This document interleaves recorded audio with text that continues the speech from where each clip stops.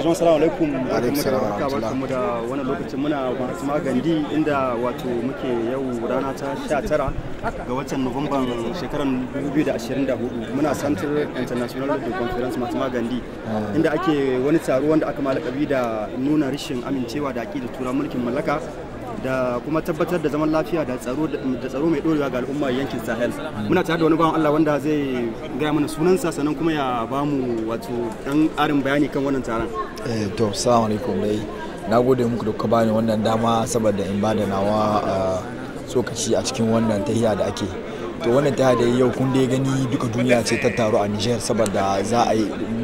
ƙungiyoyi ne wanda suke yaƙi da mulkin mallaka a duniya.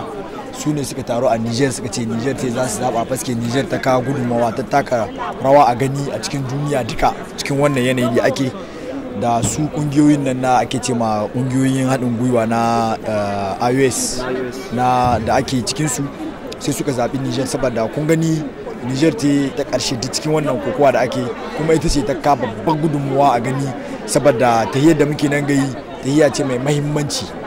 Mun yi waje da nasaru wanda ba taɓa yi ba masu mulkin mallaka a ƙasar Faransa da ƙasar Amerika muka ce su gusa su ba mu wuri mu yanda muka ga dama kuma muna yanda muka ga dama har gobe har yanzu cikin tahiyar da muke tahiya ce wanda muna yanda muka ga dama mu gasa mu ci yanda muka ga dama mu raba da abokanmu wanda muka gani suna ba mu mutunci da daraja a cikin ƙasa. To tahiya ce wanda da muke nan gayi tahiya ce mai muhimmanci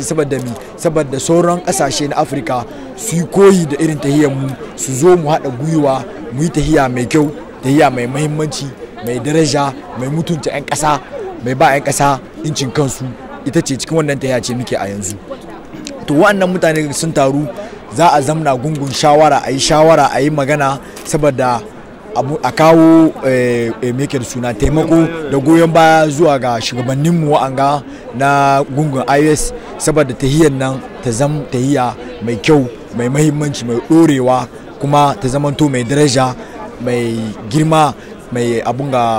mai unhwani ga 'yan ƙasa saboda lokacin da aka yi tahiya yi samu ne ake shugabanninmu na da ana sa su yi ana ta su yi ko kuma su bari yanzu kuma mu ne abun da muka ga dama muke yi kuma duk abun da muke yi abu ne mai mahimmanci zuwa ga 'yan ƙasa namu na Niger don mu gungin mu dama gungin society civil da ku gani dukansu suna nan mai mu horar hula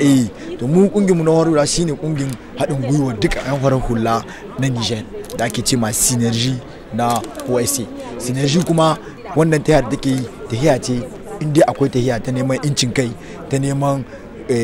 'yan ƙasa su ji daɗi su sakata su wala kuma a samu ci gaba muna bayan wannan tahiya abin da ya sa wa'annan ƙungiyoyi na duniya da suka haɗu a Niger ba banza suka haɗu Niger ba saboda tahiyar su ce mai kyau kuma sun ga tahiyar da ake nan gayi Niger mutane 'yan ƙungiyar horar hula da su sojawa da duk kowa da kowa an yi zama uwa ɗaya uba ɗaya kuma tahiyar da ake tahiya ce mai kyau kuma mai mahimmanci mai daraja kuma tahiya ce wadda za ta sa 'yan ƙasa su ci gaba kuma su more. To masha Allah kamar duba ga irin yadda wannan taron yake mai da hankali kan wato zamantakewa da wato karfafa hanyoyin da za a bi domin a zamana lafiya a ƙasa a matsayinka kamar wani irin bita za ka mana kan hanyar da ya kamata a matsayin mu na 'yan Nijar mu bi domin mu inganta wato zaman lafiya tsakanin mu sannan kuma bangaren tsaro wani irin wato bita za ka mana kan wannan. To sai in ce dai bita guda ne 'yan ƙasa ya kamata su zama tsintsiya maɗar minki ɗaya duk wani cece kuce da ake yi ko a ce wane ne ko wane ne babu shi kuma a hidda siyasa a cikin taya tun da yanzu ba siyasa ba ake siyasar mu guda Niger ce kenan mu haɗan kanmu mu zama tsintsiya maɗar minki ɗaya kuma duk abin da zamu yi zamanto mu sa Niger gaba mu sa ƙasar mu Niger gaba saboda Niger ta yi mu duka duk wanda an nan a cikin ƙasar wannan Niger hucewa zai yi sai a yi kamar ba taɓa yin shi ba kamar bai taɓa zama ba ma don ka sa kama ka ce naka kama enterekin ka shine ka sani ka sa enterek muradin ka ya biya a'a muradin Niger in ya biya muradin ka ya biya irin wannan tahiya ne irin wannan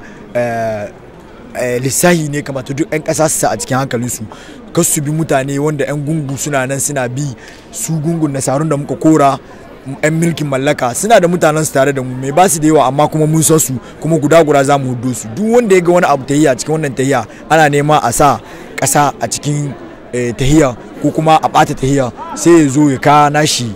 shawara zuwa ga magabata ya gaya musu a mun ga wane kuma wane ta yadda yake yi ba mai kyau bace kuma mutane ina kira ga duk 'yan ƙasa surtu matasa su yi hattara tunda su ne ake saurin samu. Wani ɗan abu ne abun kwaɗa ake ba su sai a ja hankalinsu zuwa ga abun da bai da kyau kuma zai ka illa ko kuma ya ka yake da suna zuwa ga illa hargitsi a cikin ƙasa. Kenan matasa su yi hattara tunda su ne ake nema. Kenan matasa abun da ya kamata su yi su haɗa kansu su yi hattara su yi taka tsantsan. Wannan tahiya da ake tahiya ta matasa ce ake maita. Kun yanzu Prime Minister ma ya gai nan ga Niger inda muka gode ma Allah matasa sun yi komi yawa, kuma wannan taya da ake nan gai saboda gobe ne matasa su shi daɗi, mu matasa dan mu shi daɗi ne ake yi shi. Kenan mu gane da wannan taya ta mu ce ake yi mu yi hattara sosai. Don jawabi na ƙarshe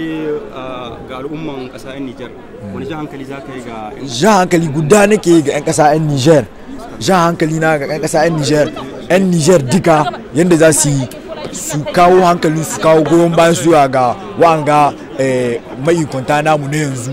su kama musu, saboda wannan taya da ake tahiya cewa sai kowa ya kana shi hannu ya sa a ciki ya kana shi gudunmawa. Paske tahiya ce ba tahiya ba ce wadda za a kara yanzu ko kuma tahiya ce wadda za a aza an kare tunda an kori nasaru. Yanzu ne tahiya take, korin nan da aka yi ga nasaru yana musu zahi. Yanzu nema ne suke ya za su dawo kuma su ci mutuncin ƙasa su ci mutuncin mu, kuma in sun dawo ta yabba take, kuma in Allah da illa masha Allah sun tahi ba su ƙara dawowa. Mai sai mu haɗa kanmu mun zam tsintsiya madarmin tsaya, kuma mun ka goyon baya zuwa ga shugabannin mu, mun ka duk abin da muke iya yi saboda ƙasa ta ci gaba, kuma mu sa ƙasan nan tamu gaba. Ba mu sa kanmu ba ko kuma gurin mu, a'a gurin ƙasa ta ci gaba shine kamata duk 'yan ƙasa su gane. Kuma wannan taya da ake yi saboda 'yan ƙasa ne ake yin ta. Duk wanda annan yana neman ya ka tare zamna tsaye ko kuma aka ga wani kishin wanda ba na kwarai ba wanda mutane suke so su yi, tunda suna nawa a cikin mu sun tayi amma bu su tayi, tunda wanda annan tare da mu sun yi wanda sun ka tayi nasaro. Kenan sai mu yi hattara kan mu sa kamar abun da za a samu abun duniya, a'a Niger ta huce duk abun da muke zato zuwa gare mu. To masha Allah, muna maka godiya da wannan shawarwari da ka ba 'yan kasar Niger, sannan kuma da fatan duka mutanen 'yan Niger za su amfani da wannan bayanan da kan muna. Mun gode sosai.